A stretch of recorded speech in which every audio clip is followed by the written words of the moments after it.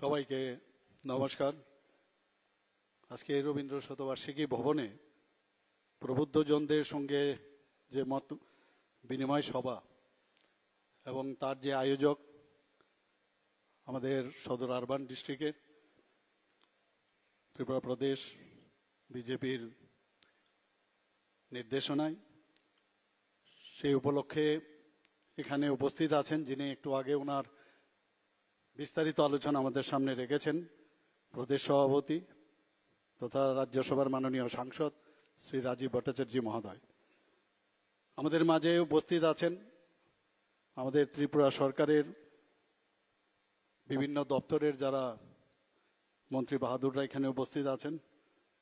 এখানে উপস্থিত আছেন আগরতলা মিউনিসিপ্যাল কর্পোরেশনের মাননীয় মেয়র এবং আমাদের ত্রিপুরা প্রদেশ বিজেপির সহসভাপতি সভাপতিগণ এবং প্রদেশ সাধারণ সম্পাদক, এবং যার উদ্যোগে আজকের এই অনুষ্ঠান সদর শহর জেলা সভাপতি এবং এখানে যারা প্রদেশ জেলা ও মণ্ডলের সমস্ত নেতৃবৃন্দ, যারা বিধায়ক বিধায়িকারা আছেন, যারা কর্পোরেটর মহোদয় মহোদয়ারা আছেন এবং যারা পিএসইউর সমস্ত যারা চেয়ারম্যান বৃন্দ এবং বিশিষ্ট ব্যক্তিবর্গ এবং ভারতীয় জনতা পার্টির সব স্তরের যারা কার্যকর্তাগণ এবং সাংবাদিক বন্ধুরা, সবাইকে আমি আজকের এই সুন্দর অনুষ্ঠানে অভিনন্দন জানাচ্ছি, হার্দিক অভিনন্দন জানাচ্ছি, শুভেচ্ছা জানাচ্ছি। আমার পূর্ববর্তী বক্তারা বিস্তারিত আলোচনা এখানে রেখেছেন। এর মধ্যে যে যে বিষয়গুলো আমার মনে হয় এখানে আজকে আলোচনা করলে ভালো হবে, সেই বিষয়গুলো আমি আলোচনা এখানে করব। 2021 7ই অক্টোবর আমাদের বর্তমান যিনি যশস্বী প্রধানমন্ত্রী নরেন্দ্র মোদীজি তৎকালীন সময়ে গুজরাটের মুখ্যমন্ত্রী ছিলেন।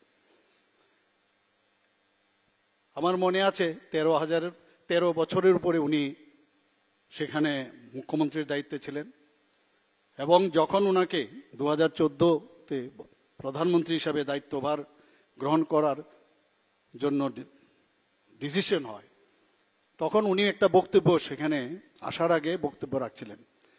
সেখানকার যারা জনসাধারণ ওরা ভাবছিল যে আমাদের এরকম জনপ্রিয় মুখ্যমন্ত্রী আমাদের ছেড়ে চলে যাচ্ছেন। তো সেই জায়গায় উনার বক্তব্যে উনি বলেছিলেন যে मुझे तो अभी आप लोग देश को चलाने के लिए भेज रहे हो, आप चिंता मत करो, मैं आप लोगों के साथ हूं, लेकिन अभी देश चलाने के लिए मैं जा रहा हूं। সেদিন আমি দেখলাম এত কনফিডেন্স ওনার মধ্যে, আমি কেন সবাই আমরা দেখেছি যে কিরকম বরিষ্ঠতার সাথে এই কথাটা বলেছেন, আমি দেশ চালানোর জন্য যাচ্ছি। এবং এই কনফিডেন্সটা কি করে আসলো? আমরা যারা সায়েন্সের স্টুডেন্ট বা অন্য যেসব বিভাগের স্টুডেন্টরা আছেন আমরা জানি যে পরীক্ষাগারে যখন পরীক্ষা করা হয় সেখান থেকে বা ট্রেনিং করতে গেলে যে ট্রেনিং করার পরে তারপর যে কনফিডেন্স আসে, সেটা মাননীয় প্রধানমন্ত্রীজি মুখ্যমন্ত্রীর দায়িত্ব যখন উনি গুজরাটে ছিলেন 13 বছরের উপরে, সেখানে উনি এটা পরীক্ষাগার হিসাবে সেখানে উনি কাজটা করেছেন।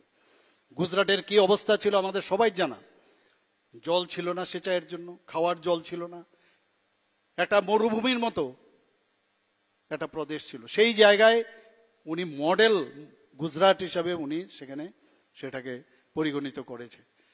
এবং এই যে কনফিডেন্স, আজকে বিভিন্ন স্কিমের বিষয়ে কথা বলছে, কিভাবে সাধারণ মানুষের কাছে যে স্কিমগুলো পৌঁছানো যায় সবগুলো উনি পরীক্ষা সেখানে করেছেন।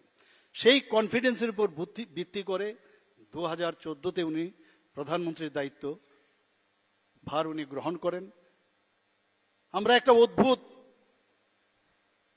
যে সিন সেদিন আমরা দেখেছিলাম, পার্লামেন্টে ঢোকার আগে উনি ষষ্ঠাঙ্গ প্রণাম পার্লামেন্টকে করেছিল।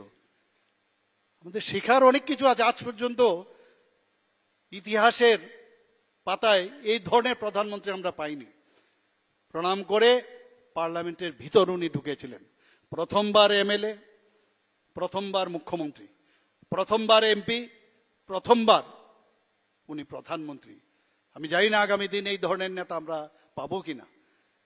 আজকে যখন ভারতবর্ষে G20 যে সম্মেলন হয়েছিল, সেই G20 সময়ে আমরা দেখেছি সমস্ত দেশ বিদেশ থেকে যখন লিডাররা আসছিল, মাননীয় প্রধানমন্ত্রী নরেন্দ্র মোদীজিকে যে মানে আজকে আমরা বিকশিত ভারতের কথা বলছি, সেদিন সমস্ত দেশের যারা কান্ডারিরা ছিল, আমি নিজেও সেখানে একটা অনুষ্ঠানে আমার সেখানে যাওয়ার সুযোগ এসেছিল, আমি দেখেছি যে সম্মানের সাথে মাননীয় প্রধানমন্ত্রীজিকে ওনারা দেখেছেন, সেটা বলার অপেক্ষা রাখে না যে ভারত এখন কোন জায়গায় আছে, সেটা আগে আমরা দেখতে পারিনি।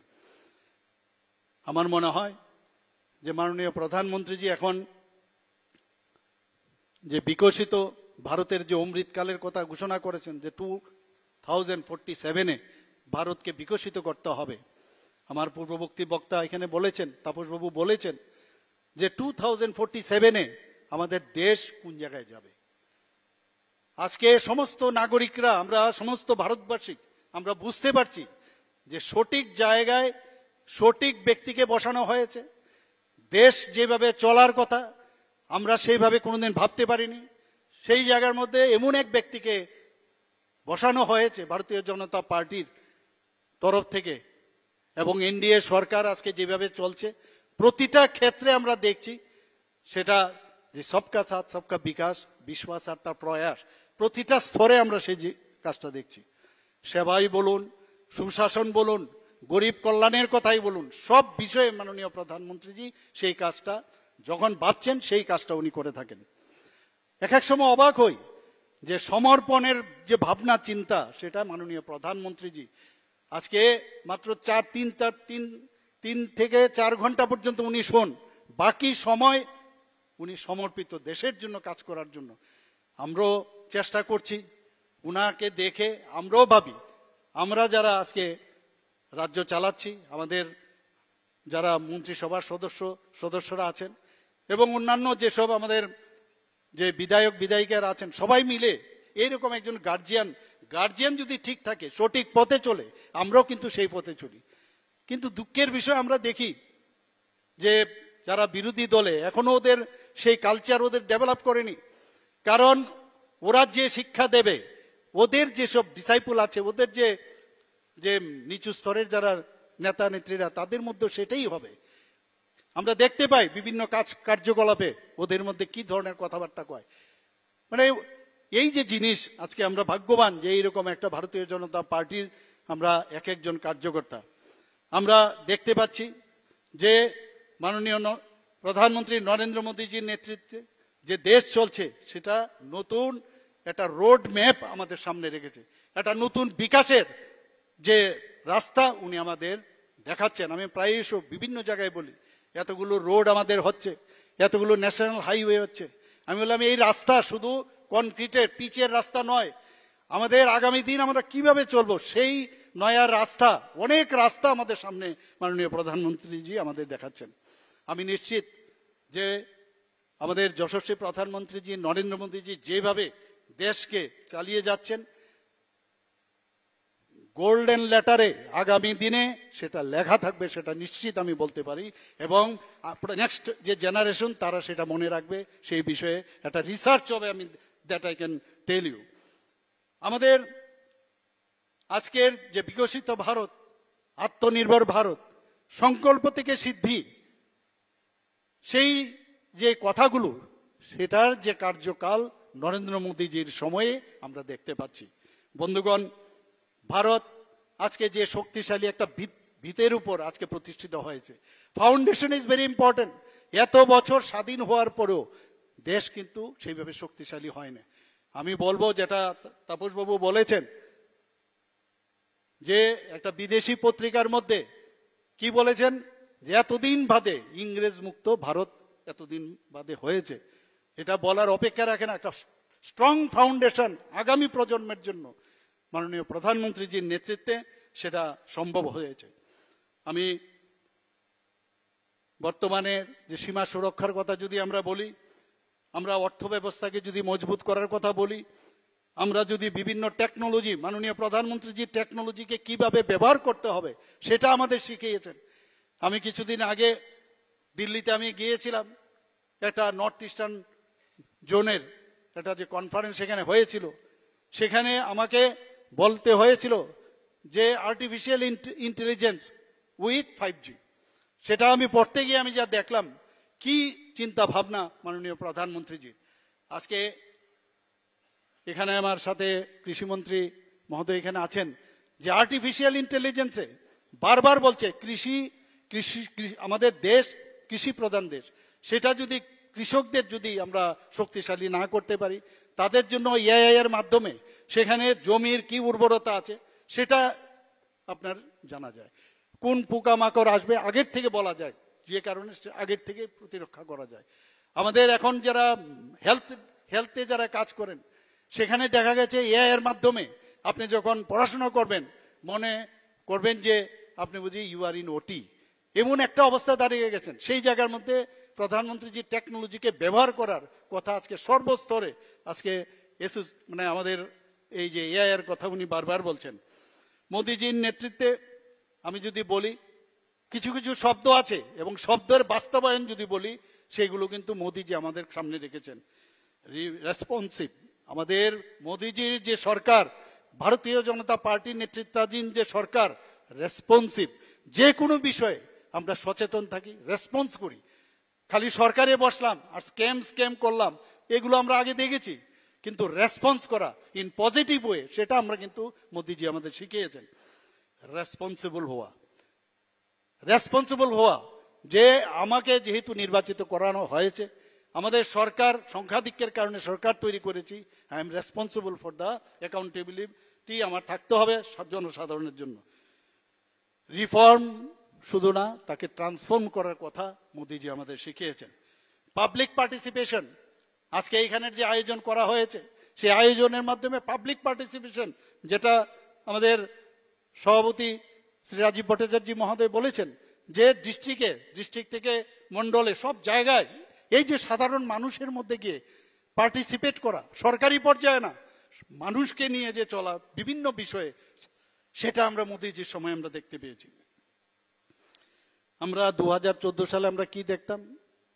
কেলেঙ্কারি, দুর্নীতি এবং নেপোটিজম, দূষণ করার এই রাজনীতি কিন্তু আমরা এখন আর দেখতে পাই না, এবং সেটা সম্ভব নয়। কারণ আদর্শ পুরুষ যাকে বলে আমাদের সামনে, তিনি হচ্ছেন নরেন্দ্র মোদীজি। আগে আমরা বিভিন্ন সময়ে বিভিন্ন যেসব কথা আমাদের কানে আসতো, আমরা ভাবতাম এইভাবেই বুঝি দেশ চলে, যখন রাজত্ব চালাবে স্ক্যাম এগুলোই বুঝি আমরা ভাবতাম যে এইভাবেই বুঝি দেশ চালাতে হয়। আর এখন মোদীজি কি বলেছেন? উন্নয়ন ছাড়া কোনো কথা হবে না। কি বলছেন? উদ্ভাবন। কি বলছেন? উদ্বোধন। আমার মনে আছে বিভিন্ন জায়গায় আমার যেতে হয় উদ্বোধন করতে, এখনো বহু জায়গার মধ্যে রেডি হয়ে গেছে, সব জায়গার মধ্যে ইনফ্রাস্ট্রাকচার থেকে আরম্ভ করে বিভিন্ন জায়গায়। তাহলে মাননীয় প্রধানমন্ত্রীজি উন্নয়নের কথা বলছেন, আমাদের উদ্ভাবনের কথা বলছেন, এবং উদ্বোধন করতে হবে, এবং সেটা ফর দ্য পিপুল, সাধারণ মানুষের জন্য সেই কাজটা করতে হবে। আগে আমরা দেখতাম, এখানে আমার পূর্ববর্তী বক্তারা বলেছেন যে যখন আগের প্রাক্তন স্বর্গীয় প্রধানমন্ত্রী বলেছেন, নিজের মুখে বলেছেন, আমরা সবাই জানি যে দিল্লির থেকে যদি 100 টাকা পাঠানো হয়, তাহলে আস্তে আস্তে এখানে 25 টাকায় আসে।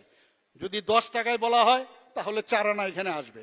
সেই জায়গার মধ্যে মাননীয় প্রধানমন্ত্রীজি কি করেছেন?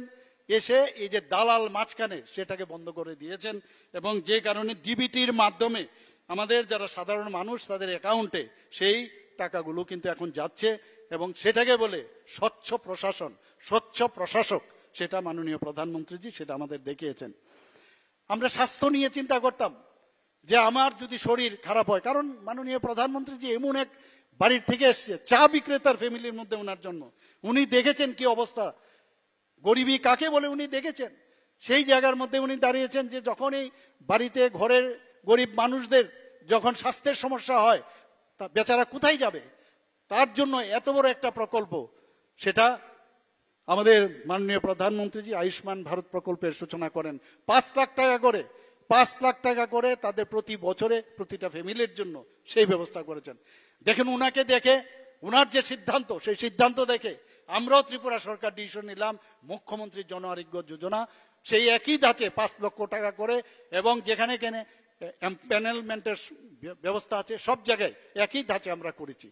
বন্ধুগণ, শেখার আছে অনেক কিছু, এবং আমরা সেটাই বলছিলাম। আমার পূর্ববর্তী বক্তারা বলেছেন সময় কম দিয়েছে, কিন্তু এই সময়ের মধ্যে যদি 11 বছরের উনার যে কার্যকাল এবং কি কি ডিসিশন নিয়েছে সেগুলো যদি বলা হয়, তাহলে আপনারাও টায়ার্ড হয়ে যাবেন এবং আপনারা বলবেন আসছি আবার আগামীকাল আসবো। কাজে এটা শেষ করা যাবে না। এখানে বই বিতরণ করা হয়েছে, কি কি করা হচ্ছে, মোটা যে বিষয়গুলো সেগুলো আপনাদের সামনে উনারা ধরেছেন। আপনারা শুনে খুশি হবেন যে according to IMF international monetary যে ফান্ড, তারা কি বলছে এখন, উনারা বলছেন যে অর্থনীতিতে বিশ্বের 4র্থ বৃহত্তর যে অর্থনীতি চলে এসেছে। আমার পূর্ববর্তী বক্তারা বলেছেন যে 11 স্থান ছিল আমাদের, সেই জায়গা থেকে 5ম স্থানে এসেছিল, 5ম স্থান থেকে আজকে 4র্থ স্থানে এসছে। আমি জানি না 2047-এর পরে এটা কোন জায়গায় যাবে।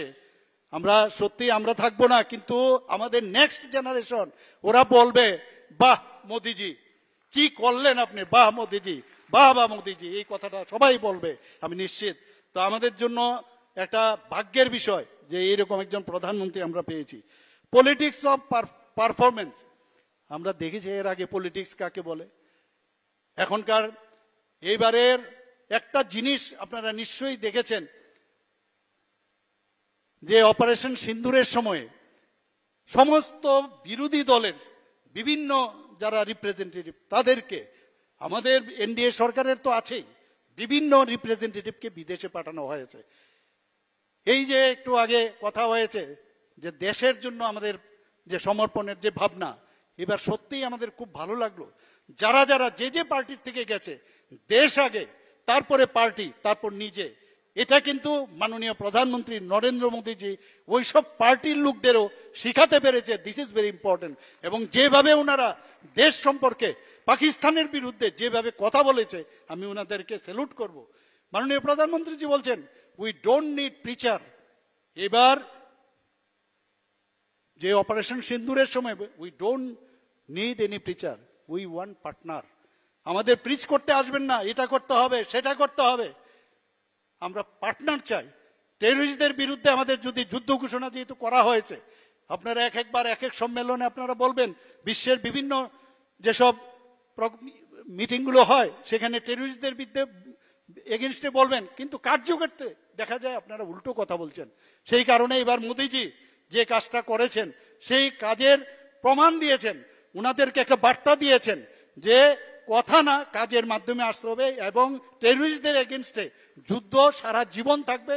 এবং সেটা কিন্তু আমরা এবার দেখতে পেয়েছি, মাত্র 25 মিনিটের মধ্যে 9টা ঘাঁটিকে ধ্বংস করা অক্ষত অবস্থায় আমাদের সেনাবাহিনীর জওয়ানরা, আজকে 3টা বাহিনী তারা অক্ষত অবস্থায় চলে এসছে। তার আগেও অপারেশন যে আমাদের সার্জিক্যাল স্ট্রাইক এবং আমাদের ওখানে যে এয়ার স্ট্রাইক করা হয়েছিল, মোদিজি যখন বলে আমরা বসে থাকি, কাউকে ছাড়া হবে না, যখন খালি ওয়েট করি কবে সেটা শুরু করবে। বিহারে এবার যখন এই পেহেলগাঁও যেখানে আমাদের যে পর্যটকরা সেখানে গেছে 26 জনকে যে নির্মমভাবে হত্যা করেছে, 25 জন আমাদের ভারতীয়, 1 জন নেপাল থেকে, তখনই বুঝেছিলাম যে বিহার থেকে যে সাবধানী বাণী দিয়েছেন এবং সেটা অক্ষরে অক্ষরে উনি পালন করবেন। কিন্তু একটা জিনিস বুঝার, সারা পৃথিবীর লোক এখন বুঝতে পারছে উনি কি বলছেন।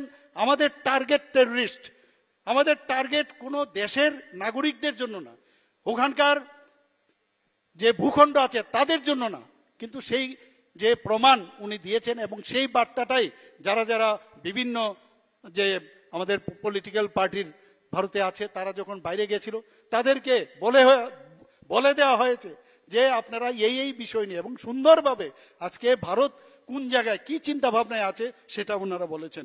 আমি এর জন্য মাননীয় প্রধানমন্ত্রীজিকে ধন্যবাদ দেব। এবং যে বিকাশ এবং বিশ্বাস এবং পরিবর্তন, এই যে বিষয়গুলো আছে মাননীয় প্রধানমন্ত্রীজি সেটা আজকে যেভাবে করছেন সেটা আমরা দেখতে পাচ্ছি।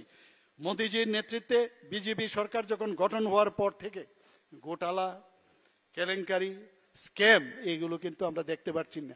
আমাদের সরকারও, আমরা যে ত্রিপুরার প্রদেশে আছি, ভারতীয় জনতা পার্টির অন্যান্য যে প্রদেশে সরকার আছে, বা এনডিএর যে সরকার আছে কোথাও কারণ সুবিধা নেই, কিছু করার উপায় নেই, স্ক্যাম কেলেঙ্কারি ঘোটালা অসম্ভব ব্যাপার, করা যাবে না। এই যে নতুন ভাবে পলিটিক্স পারফরমেন্স পলিটিক্সের যে নতুন পরিবেশা, সেটা মাননীয় প্রধানমন্ত্রীজি আজকে আমাদের যে সুশাসনের যে ব্যবস্থা, কিভাবে সুশাসন করতে হয়, গুড গভর্নেন্সের সেই কথাটা উনি এনেছেন। শুধু তাই নয়, আমাদের মহান যে সংস্কৃতি, আমাদের যে ধর্মীয় যে জাগরণ, সেটাও মাননীয় প্রধানমন্ত্রীজি আমাদের সামনে রেখেছেন। আজকে যদি আমরা কাশী বিশ্বনাথ করিডোরের কথা বলি, আজকে যদি রাম মন্দির নির্মাণের কথা বলি, মহাকালেশ্বর মন্দিরের যে উন্নয়ন, কেদারনাথ মন্দির, এরকম প্রচুর যে নিদর্শন উনি আমাদের সামনে রেখেছেন। আমাদের যে ঐতিহ্য, আমাদের পরম্পরা, সেগুলো আমাদের নেক্সট জেনারেশনের জন্য সেটা আনতে হবে এবং সেই কাজটা উনি আজকে এখানে করছেন। 370 এবং 35-এ ধারা বিলুপ করার সময় আমরা কথা হয়েছে। আজকে যখন আমাদের মুসলিম যে বোনেরা মায়েরা আছেন তাদেরকে 3 বার যদি 3 তালাক বলা হতো, তাদের তালাক হয়ে যেত। ভারতবর্ষের সাথে পাকিস্তান আছে, আমাদের বাংলাদেশ আছে, এরকম অসংখ্য যে মুসলিম কান্ট্রি, সেখানে এই 3 তালাক প্রথা যেটা ছিল সেটা মাননীয় প্রধানমন্ত্রীজি 370 ধারা এবং 335A এবং 3 তালাক বিলুপ্তি যখন করা চিন্তা ভাবনা করলেন এবং যেমন চিন্তা ভাবনা করলেন সেটা বাস্তবায়নও করেন। আমাদের মধ্যে অনেকে চিন্তা ভাবনা করছিলেন এবং অনেক বিরোধী দলের নেতারা বলছিলেন এই দেশে আগুন জ্বলবে, অনেক সমস্যা হবে, কিন্তু কিছুই হলো না। আজকে জম্মু এন্ড কাশ্মীর, লাদাখ এত সুন্দরভাবে চলছে, এত সুন্দরভাবে সেখানে উন্নয়ন হচ্ছে, পর্যটকরা সেখানে যাচ্ছে, এখানে ইলেকশন হয়েছে, প্রায় 56% ভোট সেখানে মানুষ দিতে পেরেছে, প্রায় 60%-এর উপরে ভোট আজকে মানে লাদাখে হচ্ছে। তো সেই জায়গার মধ্যে দাঁড়িয়ে মানুষ চায় যে শান্তি চায়, মানুষ চায় অশান্তি কোনো অবস্থায় চায় না, সেটা মাননীয় প্রধানমন্ত্রীজি সেই নার্ভটা বুঝতো এবং সেটা করতে পেরেছে। এবং আপনারা দেখেছেন যে যখন দেখলো যে স্টোন পেল্টিং এর বিষয় আমরা দেখতাম কোথায় কোথায়, যে ইয়াং যে জম্মু এন্ড কাশ্মীরের যারা ছেলেরা আছে, ইয়াং জেনারেশন, তাদেরকে স্টোন পেল্টিং এর জন্য ব্যবহার করা হতো, তাদেরকে পয়সা দেওয়া হতো। সেই কালচার থেকে যখন দেখলো যে এখানে উন্নয়ন চলছে, এইভাবে 370 এবং 35-এ ধারা যদি বিলুপ হয় তাহলে তো আমাদের সেই লোকগুলোকে আমরা পাবো না। তখনই এই প্ল্যান যেটা করলো যে পেহেলগাঁওতে আমাদের 26 জনকে নির্মমভাবে হত্যা করতে হবে, সেই কাজটা ওনারা করেছেন। কিন্তু ওখানকার মানুষ এই প্রথম আমরা দেখলাম যে ওখানকার মানুষ এই টেররিস্টদের বিরুদ্ধে তারা কিন্তু আজকে বিরোধ করেছে, সেই বিষয়টা তারা প্রতিবাদ করেছে। এবং আমি নিশ্চিত যে আগামী দিন ওখানকার যে মুখ্যমন্ত্রী আছেন, সেই মুখ্যমন্ত্রী নিজেও বলছেন আমরা টেররিজমকে আমরা কোনো অবস্থায় আমরা সাই দেব না, এবং সেইভাবে চলছে। বন্ধুগণ, সিটিজেন অ্যামেন্ডমেন্টের কথা যদি বলি, ওয়াকফ বিলের সংশোধনের কথা বলি, সেই যে এক একটা কাজ যেভাবে হচ্ছে সেটা আগের সরকারের মধ্যে আমরা দেখতে পাইনি। এখানে একটু আগে পাপিয়া মহোদয়া বলছেন যে উমেন্স রিজার্ভেশনের কথা বলছেন, 33% পার্লামেন্টে এবং আমাদের অ্যাসেম্বলির মধ্যে 33% রিজার্ভেশন। আগে মায়াকান্না আমরা অনেক দেখেছি, ক্রোকোডাইল টিয়ার্স আমরা দেখেছি। এখানে আমার বোনেরা আছেন, মেয়েরা আছেন, ওরা কিন্তু আজকে তারা ভাগ্যবান যে এইরকম একজন প্রধানমন্ত্রী আপনারা পেয়েছেন, যে 33% রিজার্ভেশন। আজকে আপনারা এই অ্যাসেম্বলি এবং পার্লামেন্টে আপনারা যাওয়ার যে সুযোগ, সেই সুযোগ আপনারা পেয়েছেন। মাননীয় প্রধানমন্ত্রী যে একটা নতুন শব্দ বলেছেন, কি বলেছেন? New normal in Indian. সেই আগের ইন্ডিয়া নেই। আমার মনে আছে যে অনেকে বলছে যে এটা কি যুদ্ধ, এই যুদ্ধ তো বুঝাই যাচ্ছে না। আগে তো ট্যাঙ্ক যেত, সোলজাররা যেত, এখন তো সেই রকম যুদ্ধ হয় না। তো টেকনোলজি ব্যবহার করে, এআই ব্যবহার করে, লেজার টেকনোলজি ব্যবহার করে এবারের যুদ্ধ আর আগামী দিনের যুদ্ধ কি হবে? ঘরে বসে যুদ্ধ হবে আমার মনে হয়। এবং এই যুদ্ধেতে সেই মানুষ গিয়ে সেই 303 বন্দুক দিয়ে, আমার মনে আছে 60-এর দশকের যুদ্ধ, সেই যুদ্ধ এখন চলে গেছে। টেকনোলজি কোন জায়গায় গেছে? তো সেই টেকনোলজি আমাদের মাননীয় প্রধানমন্ত্রীজির কারণে, আমাদের যারা সায়েন্টিস্টরা আছেন সেই সায়েন্টিস্টদের কারণে এখন সেই ঊর্ধ্বমুখে আমি বলবো, এবং সেটা আগামী দিন বিকশিত ভারত সেটা নিশ্চিত আগামী দিন হচ্ছে। Empowerment of all section of society, সবকা সাথ সবকা বিকাশ, বিশ্বাস আর প্রয়াস, এমন একটা মানে কথাগুলো যেগুলো সব জায়গার মধ্যে, সেগুলো কিন্তু আজকে আমরা বলতে পারি, সেগুলো আমরা ব্যবহার করতে পারি। শুধু তাই নয়, ইনক্লুডিং এসসি, এসটি, ওবিসি, তাদের উন্নয়নের জন্য মাননীয় প্রধানমন্ত্রী যে কাজ করছেন, উইমেন্সদের জন্য 33% রিজার্ভেশন শুধু না, তাদের আজকে মিলিটারিতে হোক, এডুকেশনেই হোক, এমপ্লয়মেন্টের বিষয় হোক, সেলফ এমপ্লয়মেন্টের বিষয় হোক, এবং আমাদের যে বিভিন্ন বিষয়ে যাতে মহিলারা তাদের সুযোগ সুবিধা পায়, এসএইচজি গ্রুপ হোক, সব জায়গায় একমাত্র প্রধানমন্ত্রীর জন্য সেটা সম্ভব হয়েছে। আমাদের এখানে এই বিষয়ে আলোচনা হয়েছে, 126টার মতো আমাদের মাননীয় সভাপতিজি বলেছেন যে মাওবাদীরা 126টার মতো বিভিন্ন প্রদেশে, এবার নীতি আয়োগেও বিষয়ে কথা হয়েছে, মুখ্যমন্ত্রী সম্মেলনেও সেই বিষয়গুলো এসছে এখানে, কিভাবে ছত্তিশগড়ে তাদেরকে ধ্বংস করার যে রীতিনীতি আমাদের যশস্বী স্বরাষ্ট্রমন্ত্রীজি এবং প্রধানমন্ত্রীজির নির্দেশে যেভাবে করা হয়েছে, সত্যি সেখানে একটা মানে আমার দেখতে আমার সৌভাগ্য হয়েছে যে সেখানকার যে মুখ্যমন্ত্রী সেটা উনি প্রেজেন্টেশন দিচ্ছিলেন যে 126টা নকশাল এফেক্টেড এরিয়া সেখান থেকে এখন নেবে মাত্র 18টা হয়েছে। আমি নিশ্চিত যে আর কিছুদিনের মধ্যে সেটা শূন্যতে পরিণত হবে এবং নকশাল মুক্ত, মাওবাদ মুক্ত ভারত সেটা আগামী দিন হবে। আমার অত্যন্ত ভালো লাগছে যে আজকের যে মাননীয় প্রধানমন্ত্রীজির কারণে যে ভায়োলেন্স যেটা হতো, সে আস্তে আস্তে করে সে ভায়োলেন্স 53% এই মাওবাদীদের জন্য সেটা কমে গেছে। শুধু তাই নয়, আমাদের যারা সিএফএফ এর পার্সোনাল আছে, আমাদের যারা বিএসএফ এর পার্সোনাল আছে, পুলিশরা আছেন, লোকাল পুলিশ, তাদেরও যেভাবে তাদেরকে মারা হতো সেই জায়গার মধ্যে ক্যাজুয়ালিটি প্রায় 72% কমে গেছে। বন্ধুগণ, আমরা আগামী দিন মাননীয় প্রধানমন্ত্রী এই বিষয়ে আলোচনা হয়েছে, গরিবি হটাও, গরিবি হটাও, গরিবি হটাও স্লোগান আমরা অনেক দিন আগের থেকে শুনেছি, কয়েক দশক ধরে আমরা শুনেছি, কিন্তু দেখা গেল গরিবদেরই হটানোর খালি কাজ হয়েছে আগে। কিন্তু আমাদের মাননীয় প্রধানমন্ত্রীজি প্রায় 140 কোটির মধ্যে 25 কোটি বিপিএল এর উপরে ওনাদের গরিবির রেখার থেকে ওনাদেরকে উপরে উঠিয়েছে। এবারের যে রিপোর্ট এসছে তাতে দেখা গেছে 25 কোটি মানুষ আজকে তাদের যে স্তর ছিল তার থেকে উপরে চলে এসছে। বন্ধুগণ, আমরা এর মধ্যে আমরা দেখেছি বিভিন্ন যে স্টেটস আছে, স্টেটসের যে রাজ্যগুলো আছে, সব স্টেটের যে ট্যাক্স ডিভলিউশন সেখানে দেখা গেছে প্রায় 283% ইনক্রিজ হয়েছে।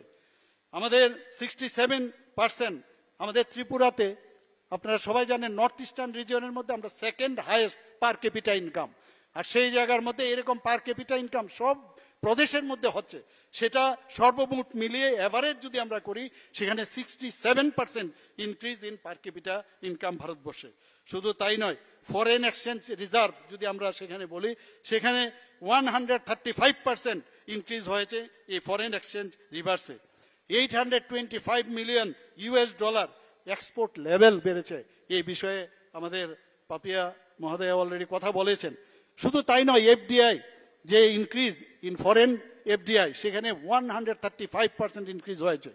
127% আমরা অনেকে কি করি, আমরা ইনকাম ট্যাক্স দিতে আমরা অনীহা ছিলাম, কিন্তু এই কথাটা বুঝাতে পেরেছেন মাননীয় প্রধানমন্ত্রীজি যে ইনকাম করলে যদি ট্যাক্স দেওয়া যায় তাহলে কিন্তু আখের আমাদেরই লাভ হবে, আমাদের রাজ্যের লাভ হবে, দেশের লাভ হবে। এবং মানুষকে যেভাবে বোঝানোর চেষ্টা করেছেন সেখানে দেখা গেছে 127% যে বৃদ্ধি পেয়েছে ট্যাক্স পেয়ারদের, 238% যেটা ডাইরেক্ট ট্যাক্স কালেকশন, সেখানে আমাদের অর্থমন্ত্রী মহোদয় এখানে আছেন, উনি আরো ভালো বলতে পারবেন, 238% growth in direct tax collection.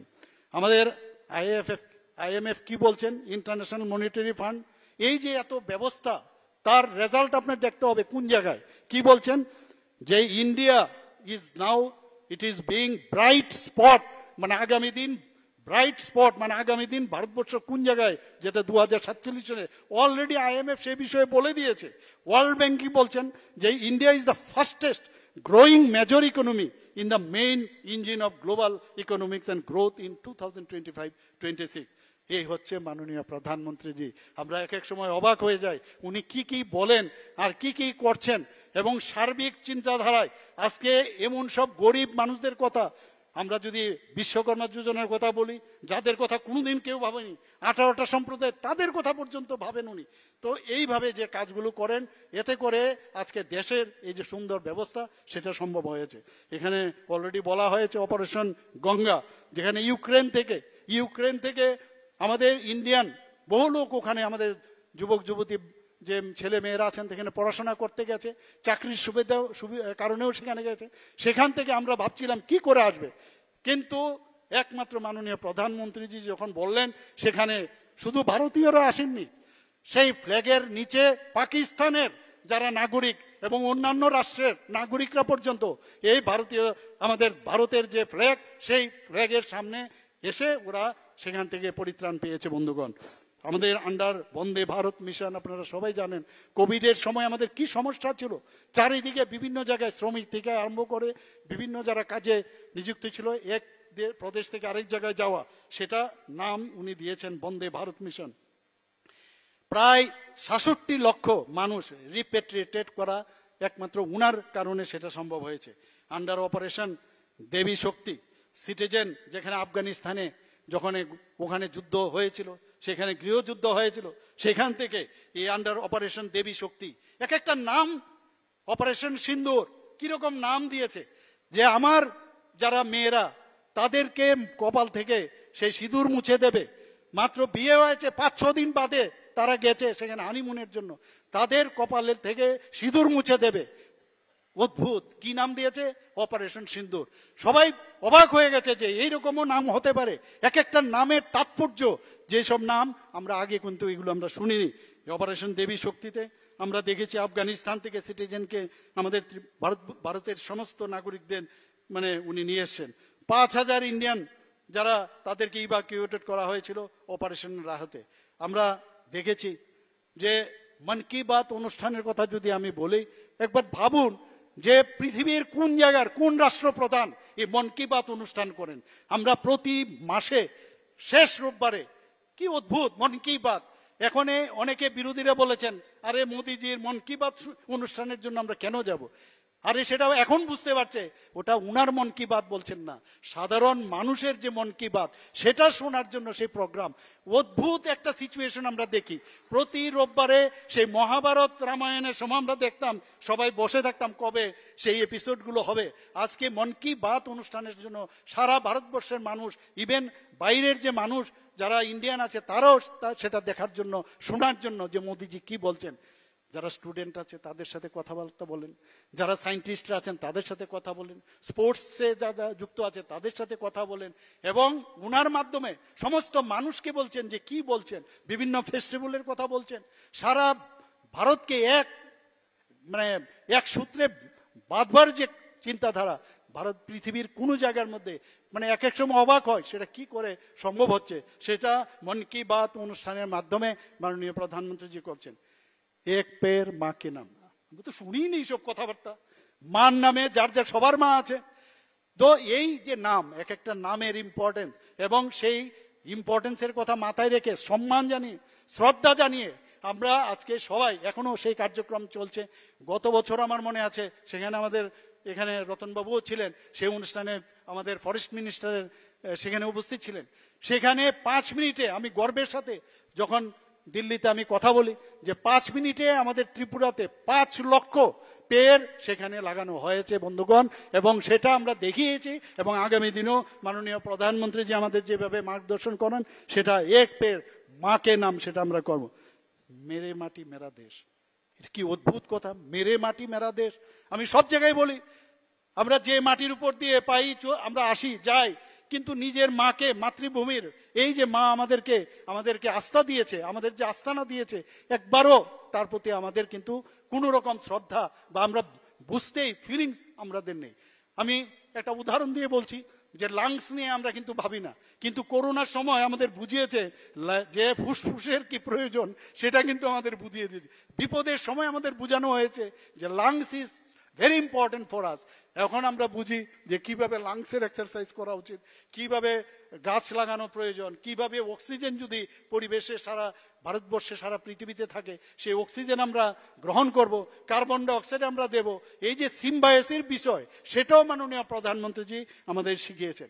মেরে মাটি মেরা দেশ, আমরা কি করলাম যে এই মাটি নিয়ে আজকে কর্তব্য পথে আমরা সেই মাটি প্রতিটা কোনায় কোনায় আমাদের 58টা ব্লক আছে, 58টা প্লাস মিউনিসিপ্যালিটির একটা আছে, সমস্ত মিউনিসিপ্যালিটি থেকে কর্পোরেশনের মাধ্যমে আমরা 58+1 59 কলেজ আমাদের এখানেও আমরা সেই কাজটা আমরা করেছি। সেখানে আমরা যে অমৃত বাটিকা সেটা আমরা তৈরি করতে পেরেছি এবং দিল্লিতেও আমরা সেটা করি। একবার ভাবুন তো, সেই বাগানে সেই অমৃত বাটিকাতে যদি যান, সারা ভারতবর্ষের সমস্ত কোনা কোনার থেকে সেই মাটি নিয়ে সেখানে একটা অমৃত বাটিকা করেছেন। ত্রিপুরাতেও আমরা সেক্রেটারিয়েটের সামনে করেছি। এই যে শিক্ষা, আমাদের শিক্ষা গুরু আমি বলবো যে আমাদের শিখিয়েছেন যে তোমার মাকে কিভাবে সম্মান করতে হয়, মাটিকে কিভাবে সম্মান করতে হয়, সেই নামের মাধ্যমে উনি আমাদের দেখিয়েছেন। হর ঘর তিরঙ্গার কথা যদি আমরা বলি, এই কথা তো আগে শুনিনি, আমরা তো আগেও ফ্ল্যাগ উঠাতাম, আমাদের বাড়িতে আমরা মাঝে মাঝে উঠাতাম, নাও উঠাতাম, এরকমও ছিল। বলছেন হর ঘর তিরঙ্গা, গত 2 বছর ধরে আমরা করছি এখানে, যে পয়সা দিয়ে কিনতে হবে ফ্ল্যাগ এবং সমস্ত জায়গায় এটা আমাদের উত্তোলন করতে হবে। এবং শুধু উত্তোলন না, যারা আমাদের দেশ স্বাধীন করার জন্য আমাদের যারা বলিদান হয়েছেন তাদের প্রতি আমাদের শ্রদ্ধা নিবেদন করে, তাদের স্মরণ করে সেই হর ঘর তিরঙ্গা কার্যক্রম, সেটা তো আমরা আগে দেখিনি। আমাদের একত্রীকরণ করার যে ব্যবস্থা প্রধানমন্ত্রীজি করেছেন, আমরা সবাই ইউনাইটেড, আমরা যে সবাই সবার জন্য, সেটা আমাদের মনে করিয়েছেন।